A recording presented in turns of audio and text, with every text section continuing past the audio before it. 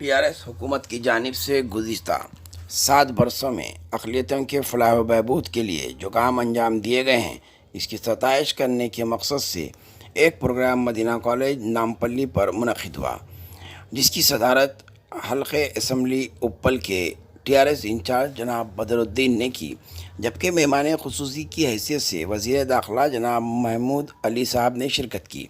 इस मौके पर रियासती हुकूमत के कारनामों की ताल्लुक़ से जो बिलाख़ुसूस अक़लियतों के लिए किए गए हैं, इस पर मुबनी एक पर्चा की रस्म इजराई अमल में लाई गई। इस तक़रीब में मेहमान एज़ाज़ी की हैसियत से टीआरएस लीडर जनाब नवाब अरशद ख़ान ने भी शिरकत की। इनके अलावा जनाब सैयद महबूब, नुसरत फ़ातिमा, डॉक्टर फ़रदीन ने शिरकत की। आइए देखते हैं ये तफसीली रिपोर्ट। जनाब अभी हमारे प्रवीण भाई को, हमारे कुंडल भाई को ऊपर आए हैं।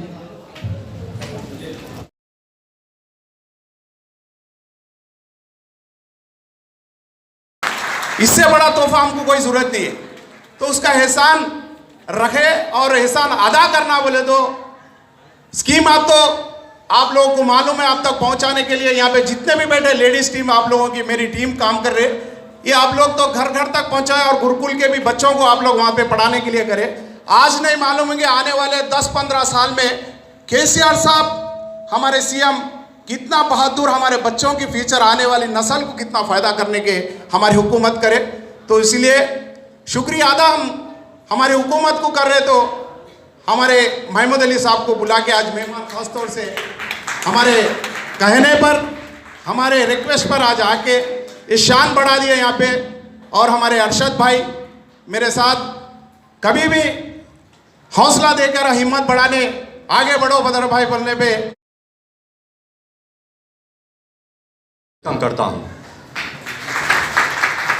जैसा कि बदरू भाई ने आपसे कहा है कि केसीआर साहब की जो स्कीमात थे ताकि माइनॉरिटीज़ को आगे बढ़ाने के लिए, केसीआर साहब एक सेकुलर चीफ मिनिस्टर हैं। आप जानते हैं सारे हिंदुस्तान में पहली बार केसीआर साहब ने कहा कि मैं जब भी चीफ मिनिस्टर बनूंगा एक मुसलमान को डिप्टी चीफ मिनिस्टर बनाऊंगा, और अल्हम्दुलिल्लाह केसीआर साहब ने अपना वादा पूरा किया।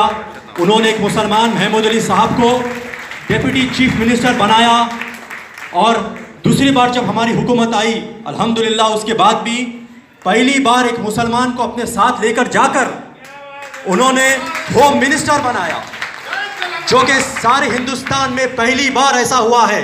आज हमारा देकर आंध्र प्रदेश भी शुरू कर दिया है, जहां पर एक डिप्टी मुसलमान को फिर वहां पर भी डिप्टी सीएम बनाया है। अल्हम्दुलिल्लाह केसीआर साहब हमेशा हिंदुस्तान के लिए एक मिसाल रहे। तेलंगाना बनने के बाद उन्होंने अलग अलग स्कीम शुरू किए हैं। पूरी दुनिया की ये बहुत बड़ी सच्चाई है जिसे झुठलाया नहीं जा सकता।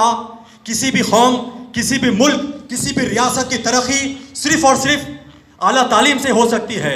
कोई भी कौम चाहे कितनी भी तरक्की कर ले, अगर उनके अंदर तालीम ना हो तो उनकी तरक्की का सूरज ज़्यादा देर तक इस दुनिया में नहीं रह सकता, बल्कि ढलते हुए सूरज की तरह बहुत ही जल्द गुरूब हो जाता है।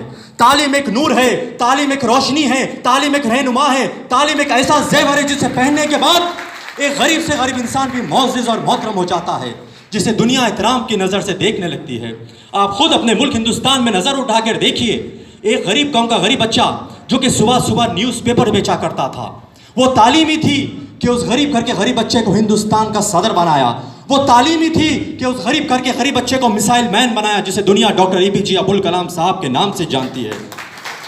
14 अप्रैल 1891 में एक दलित घर में पैदा होने वाला बच्चा, जिसे उस वक्त शुदूर कहा जाता था, यानी अनटचेबल कहा जाता था, वो तालीमी थी कि उस गरीब घर के गरीब बच्चे को हिंदुस्तान का पहला लॉ मिनिस्टर बनाया, जिसने हिंदुस्तान का संविधान लिखा, यानी कॉन्स्टिट्यूशन लिखा, जिसे दुनिया डॉक्टर भीमराव अंबेडकर साहब के नाम से जानती है।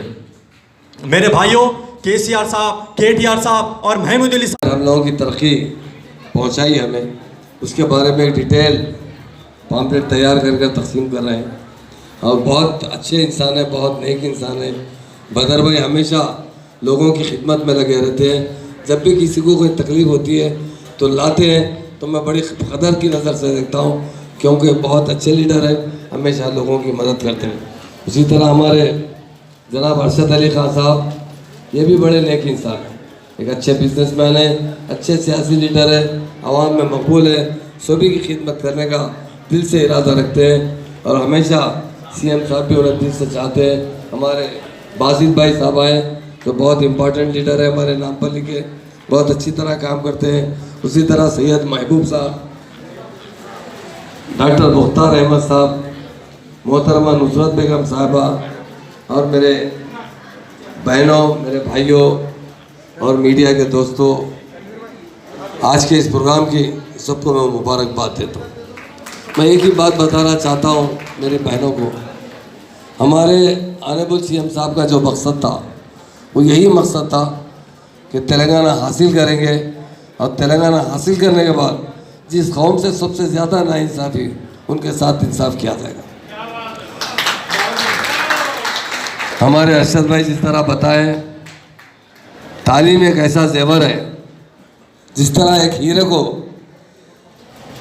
यानी पत्थर को तराशा जाए तो हीरा बनता है, उसी तरह एक बच्चे को अच्छी तालीम दी जाए तो वो कलाम साहब की तरह हमारा हिंदुस्तान का प्रेसिडेंट बन सकता है। तो यकीनन तालीम की बड़ी अहमियत है।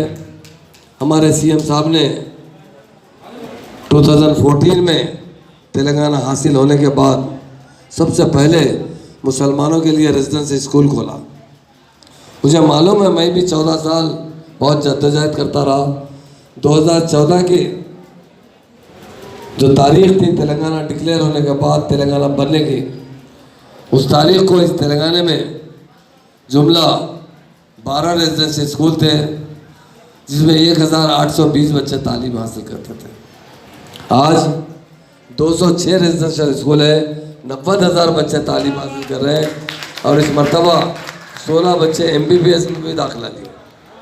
सीएम साहब यही चाहते हैं कि मुसलमानों को भी दूसरी कौमों की तरह इंसाफ करें, उनको भी अच्छी से अच्छी तालीम दें। ये किसी जगह नहीं है और ख़ास बात यह है, इन स्कूल में पढ़ने वाले मुस्लिम बच्चों को नमाज पढ़ाने के लिए एक इमाम को मुकर्रर किया गया है। उन्हें दीनियात के लिए एक अरबी उस्ताद को रखा गया, क्योंकि जो इंसान को मॉडर्न एजुकेशन के साथ दीनी तालीम नहीं मिलती